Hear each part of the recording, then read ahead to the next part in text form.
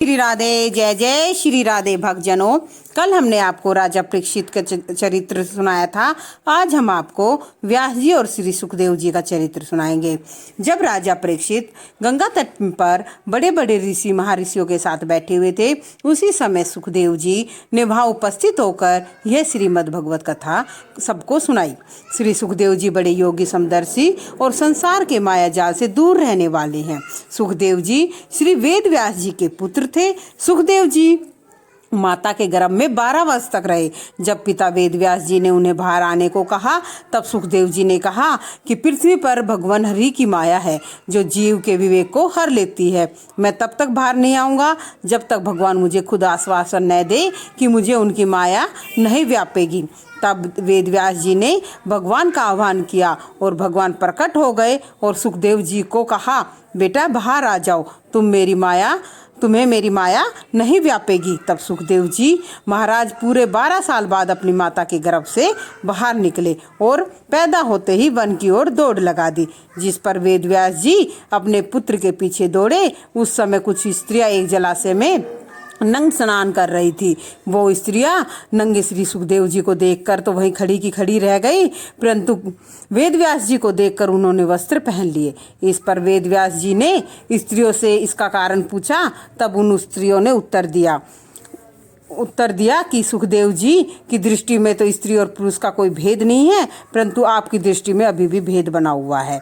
श्री वेद व्यास जी त्रिकालज्ञ थे। उन्होंने जान लिया कि कलयुग में धर्म क्षीण हो जाएगा, अतः उन्होंने यज्ञों के विस्तार के लिए वेद के 4 भाग कर दिए, जिससे सभी आसानी से वेदों का अध्ययन कर सके, जिनके नाम है ऋग्वेद, यजुर्वेद, सामवेद और अर्थवेद। 5वां वेद इतिहास पुराण है।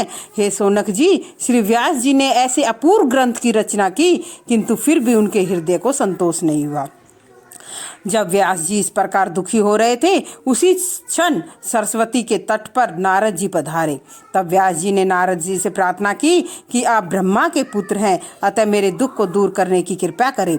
तब नारद जी ने मुस्कुराकर कहा, व्यास जी, आपने वेदांतों सूत्रों को रचा है, फिर भी आप दुखी हो। इसका कारण यह है कि आपने भगवान के पवित्र यश का वर्णन बहुत ही कम किया है। संसार में वही वाणी पवित्र है जिससे भगवान का कीर्तन हो। हे व्यास जी, आप परम ज्ञानी, कीर्तिमान, अमोघ दृष्टि वाले हैं। आप एक ऐसे सद्ग्रंथ का निर्माण कीजिए जिससे भगवान की लीलाओं का वर्णन हो। जो भक्त भगवान का भजन करते हैं वे थोड़े ही काल में कल्याण को प्राप्त हो जाते हैं, क्योंकि कलयुग में संसारी मनुष्य आत्मज्ञान से वंचित रहता है। वे दिन रात केवल अपने सांसारिक विषयों चिंतन करता है। ऐसे मनुष्य की आयु कुछ दिवस तो निद्रा में व्यतीत हो जाते हैं, शेष स्त्री पुरुष धन की तृष्णा में व्यतीत हो जाते हैं, और एक दिन स्त्री देह पुत्र सब नष्ट हो जाते हैं। परंतु विषयों में फंसे होने के कारण वह यह सब कुछ नहीं देख पाता। न देखने के कारण जो वह उसको मुक्ति नहीं मिलती। इसलिए जो मनुष्य मुक्ति की कामना करते हैं, उन्हें भगवान वासुदेव श्री हरि का स्मरण, उनके नाम का कीर्तन अवश्य करना चाहिए। भक्तजनों, कहने का अभिप्राय ये है कि मनुष्य ग्रस्त जीवन में आकर, आपको पता ही है, वह अपनी माया में ऐसा हो जाता है, परिवारजनों में ऐसा हो जाता है कि उसको हरि कीर्तन का समय नहीं होता। इसलिए भक्तजनों, श्री सुखदेव जी का कहना है कि आप अपनी गृहस्थ जीवन को निभाते निभाते श्री भगवान का भी स्मरण जरूर करें, क्योंकि जो देह हमें भगवान ने दी है उनका स्मरण, इसलिए उनका धन्यवाद करने के लिए हमें उनका स्मरण करना चाहिए, ताकि हमें इस जन्म मरण से छुटकारा मिले और हमें मोक्ष की प्राप्ति हो।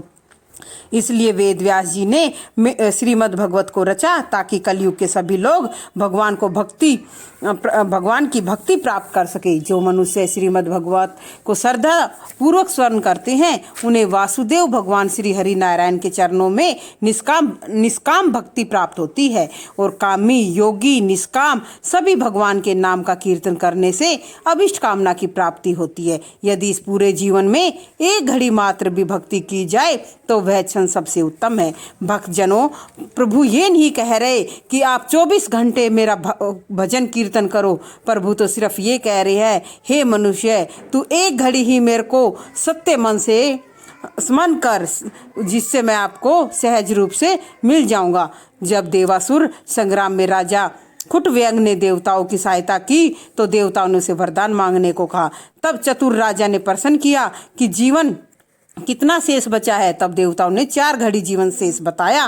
तब वह राजा शीघ्रगामी विमान द्वारा तुरंत ही 2 घड़ी में बैकुंठ से अयोध्या आया और उसी समय समस्त कामनाओं को त्याग कर भगवान वासुदेव का स्मरण कर मुक्त हो गया। तो प्रत्येक बुद्धिजीवी को उचित है कि इस विषय वासनाओं को त्याग कर वैराग्य को धारण करके जो मनुष्य अन्य पदार्थों में आसक्ति छोड़कर भगवान को भजते हैं उनको मुक्ति अवश्य ही मिलती है। इसलिए प्रत्येक व्यक्ति को अपने दिन में कुछ समय भगवान के लिए अवश्य निकालने चाहिए। भक्तजनों, हम हर काम के लिए अपना समय निकालते हैं, चाहे हमें किसी अपने मित्र के जाना हो, बाजार जाना हो, घूमने जाना हो, तो श्री भगवान के भजन के लिए भी हमें थोड़ा समय जरूर निकालना चाहिए। यह हमें नित्य कर्म में अपने जीवन में उतारना चाहिए। भक्तजनों, मैं आपसे हाथ जोड़कर बार बार यही कहती हूँ, जो काम हमारे जीवन में और काम भी हमारे जीवन में जितने महत्वपूर्ण हैं, हरि भजन भी उतना ही महत्वपूर्ण है, क्योंकि इस भजन से ही हमें मोक्ष की प्राप्ति होगी और किसी काम से नहीं होगी। और चीज़ें तो सब व्यर्थ हैं, यहीं छूट जाएंगी, पर जो साथ जाएगा वो हरि का भजन ही जाएगा। भक्तजनों, जब हम यह सोचते हैं कि हम भक्ति बुढ़ापे में कर लेंगे, पर अगले ही क्षण का पता नहीं, अगर हमको बुढ़ापा आया ही नहीं और हमारी आयु पहले ही समाप्त हो गई, तब क्या हो गया। कई भक्तजन मेरे कहते हैं कि अभी समय नहीं आया, अभी हम बुढ़ापे में भगवान का नाम लेंगे, परंतु भक्तजनों, हमें इसी बात का तो नहीं पता कि हमारा जन्म का समय क्या है और मरण का समय क्या है। ये सब प्रभु इच्छा है, जब होना है तब होगा। इसलिए भक्तजनों, समय को व्यर्थ किए बिना ही हमें प्रभु का स्मरण करना चाहिए। इसलिए हमें हर दिन कुछ समय प्रभु भजन में अवश्य करना चाहिए, ताकि हमारे सभी पाप नष्ट हो और हमें प्रभु की भक्ति प्राप्त हो।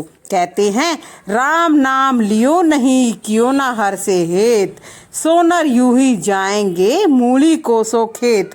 जिसने मानव जन्म पाकर भी भगवान के नाम का कीर्तन तथा प्रभु से प्रेम नहीं किया, वो मनुष्य इस संसार में ऐसे गायब हो जाएगा जैसे मूली खेत में से हो जाती है। इसलिए भक्तों, अपने जीवन में कृतार्थ करने के लिए आप सभी कुछ क्षण अपने प्रभु को जरूर प्रभु भजन के लिए जरूर निकालें और भक्ति करें। भक्तजनों, ये तो था नारद जी और श्री सुखदेव जी का चरित्र, व्यास जी और श्री सुखदेव जी का चरित्र। अब हमें आपको नारद जी का भी जीवन चरित्र बताते हैं, क्योंकि भक्तजनों, इन्हीं तीनों से ही भागवत कथा का आरंभ होता है। क्योंकि नारद जी ने वेद व्यास जी को चतुश्लोक भगवत सुनाई और वेद व्यास जी ने श्री सुखदेव जी को और सुखदेव जी ने परीक्षित को सुनाई, तब ये भगवत कथा हमें प्राप्त हुई। नारद जी ने वेद व्यास जी को अपने पूर्व जन्म का वृत्तांत सुनाया। नारद जी पूर्व जन्म में एक दासी के पुत्र थे। एक समय कुछ योगी जन वर्षा ऋतु में चातुर्मास कर रहे थे। वहाँ नारद जी भी उनकी सेवा करने लगे और रोज उनसे भगवान की लीलाएं सुनने लगे। इससे उनके पूर्व जन्म के पाप नष्ट हो गए और उनका हृदय पवित्र हो गया। तब महात्माओं ने मुझे अपना आज्ञाकारी सेवक व भगवान का भक्त जानकर मुझे भगवान के गुप्त रहस्य का उपदेश दिया। उन्होंने मुझे वह ज्ञान बताया जो भगवान श्री कृष्ण जी ने गीता में दिया था। तब नारद जी ने व्यास जी को कहा कि हमें अपने संपूर्ण कर्मों को भगवान को अर्पण कर देना चाहिए, ताकि हमारे दैविक दैहिक भौतिक पाप नष्ट हो जाए और हमें ज्ञान प्राप्त हो। यह बताकर महात्मा अपने घर को चले गए और नारद जी अपने घर पर। एक दिन सांप ने नारद जी की माता को काट लिया, जिससे उनकी मृत्यु हो गई। परंतु नारद जी को माँ की मृत्यु से पीड़ा भी दुख नहीं हुआ।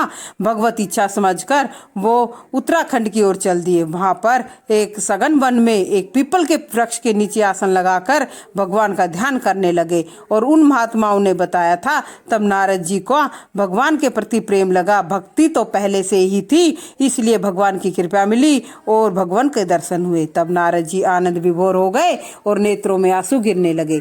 तभी भगवान का विग्रह तुरंत ही गायब हो गया और घबरा गया। मेरा हृदय भगवान के श्री विग्रह के दर्शनों का प्रयत्न करने लगा। तब भगवान की मधुर आकाशवाणी हुई कि भक्त, तुझे इस जन्म में मेरे साक्षात दर्शन दोबारा नहीं मिल सकते। अब दूसरे जन्म में तुझे मेरा परम पद प्राप्त होगा और तू मेरा पार्षद बनकर रहेगा। तब मैं अपने शेष जीवन को काल की प्रतीक्षा में व्यतीत करने लगा और अंत समय में एक विद्युत सी को दी और मेरे अपना पंच भौतिक शरीर त्याग दिया और भगवान के पार्षद का पद प्राप्त हुआ। जब कल्प के अंत में जब प्रलय होने लगी, ब्रह्मा आदि सभी भगवान के शरीर में प्रवेश करने लगे, तब मैं भी उनके मुख द्वार से भगवान के शरीर में प्रवेश कर गया। जब एक सहस्त्र चतुर्युगी व्यतीत होने पर ब्रह्मा जी जागे, तब उनके शरीर में मरीच आदि ब्रह्म ऋषि उत्पन्न हुए और उनके साथ ही मैं भी उत्पन्न हुआ।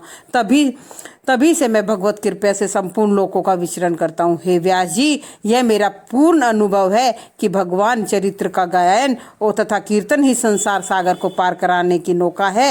यश, नियम, संयम तथा तप, यज्ञ आदि ऐसी शांति प्राप्त नहीं होती जैसे भगवत कथा स्वर्ण कीर्तन से प्राप्त होती है। भक्तजनों, नारद जी का कहना है कि हम तप करें, नियम करें, व्रत करें, उनसे भी हमें इतनी शांति प्राप्त नहीं होती जो भगवत कथा का श्रवण करने से प्राप्ति होती है।